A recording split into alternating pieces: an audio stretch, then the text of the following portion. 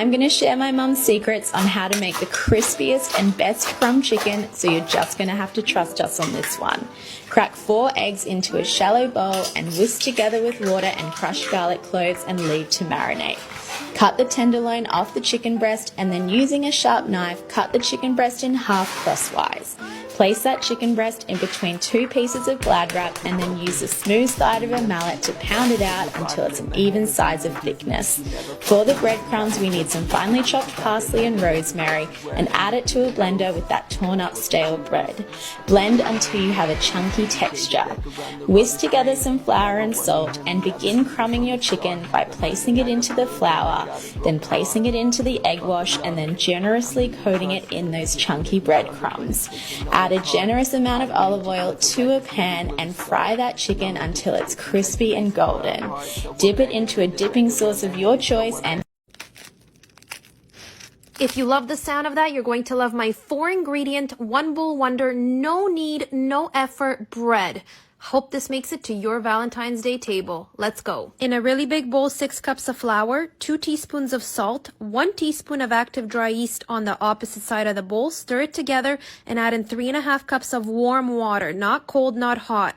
Mix it all up until you have a sticky dough. Cover it and let it rest overnight. I let mine rest in a cold oven. When you wake up, it should quadruple in size. Flour your counter really well. Pour out your dough and flour the top. Just shape it a little bit until it's no longer sticky. No kneading involved. Cut your dough into 2 equal pieces, flour it once again, and make sure that they're no longer sticky. In a baking dish with parchment paper, place your dough balls, lid on, and pop them in a cold oven. Now you can turn on the oven to 450, bake them covered for 30 minutes, then uncovered for another 30 minutes until it looks like this. Enjoy and follow me for more. Officially Ramadan, and I'm so excited to partner with Gymshark to give you guys a recipe for my take on chicken kebabs. Start by grating 1 onion and 1 beet. Squeeze out as much juice as you can and discard it. Add garlic, parsley, jalapenos, 1 egg, and mix it all together. Add 2 pounds of minced chicken thigh, garlic powder, salt, pepper, breadcrumbs, mix it all together and let it sit in the fridge for 30 minutes. Get your hands nice and wet and then form your kebabs. Try to form a cylinder ball shape and then slide it onto your skewers. I'm using these metal skewers from a local Middle Eastern store, but if you don't have that, you can use regular bamboo skewers, which I'm also going to show you. And the key is to keep your hands wet so the kebabs don't stick to you. Place your skewers in the oven for 40 to 45 minutes, flipping every 15 minutes. And this is optional, but you can brush your kebabs with some butter and garnish with parsley. I serve these with a cucumber yogurt sauce and some basmati rice, and that's it. Enjoy!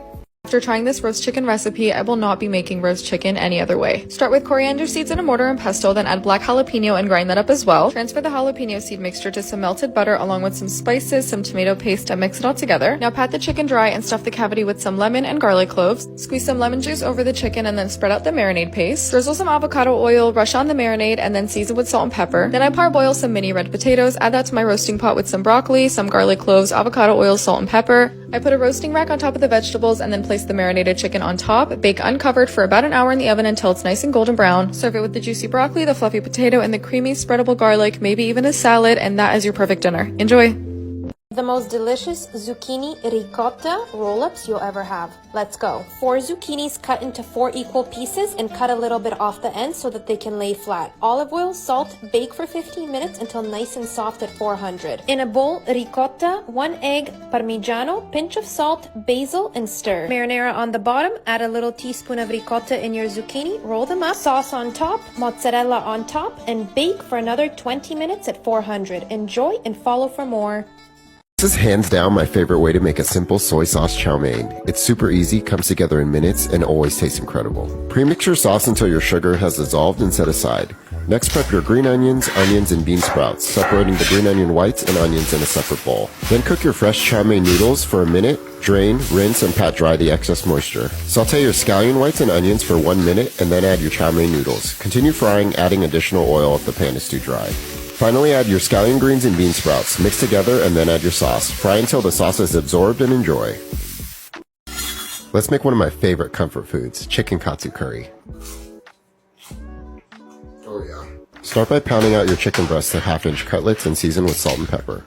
Then we'll make our wet batter by mixing 2 eggs and flour until you get a consistency something like this. Then we'll dredge our chicken and pack it directly into some panko breadcrumbs, making sure to leave no bald spots. Then fry at 350 for 5 to 6 minutes, or until the chicken reaches 165. For our curry, add some large chunks of carrot, potato, onion, and garlic to a pot and saute for 5 minutes to get some color.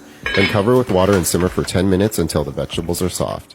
Add in your curry cubes and mix through. Serve with some hot rice and enjoy. If you want a quick and easy dinner idea, make these spicy chicken tacos. Season your chicken breast with all the spices you see listed on the screen, and make sure that you don't forget these chipotle peppers and adobo sauce because they add a really nice smoky flavor. Marinate your chicken breast for 30 minutes, then saute in a heated pan for 8 to 10 minutes until cooked to your liking. I also made some pico de gallo to go with this, which I already have a recipe for on my page. Then you just assemble your tacos, starting with your tortilla, then your cooked chicken, some cheese, I used Havarti, fold it over. Once it's crisp to your liking, remove from the heat, and add some pico de gallo, a little bit of avocado, and some spicy mayo. And that's it. Enjoy!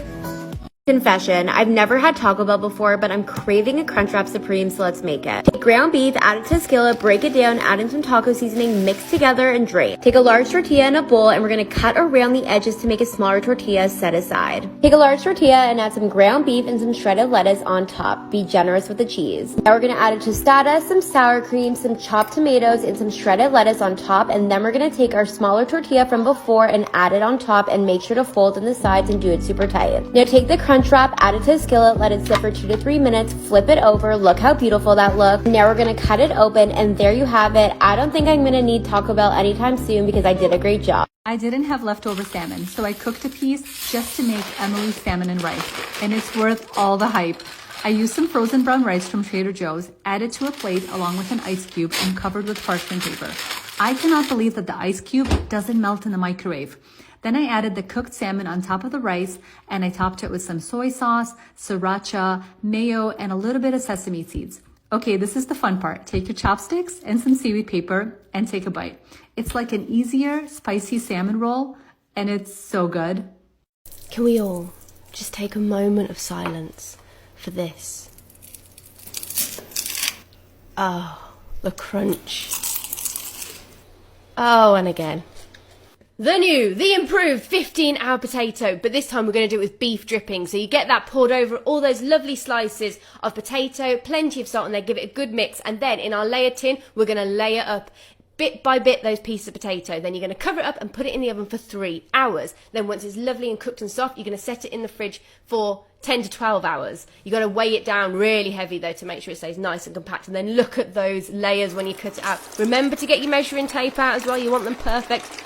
And then deep fry them until they're golden, crispy, and just absolutely delicious.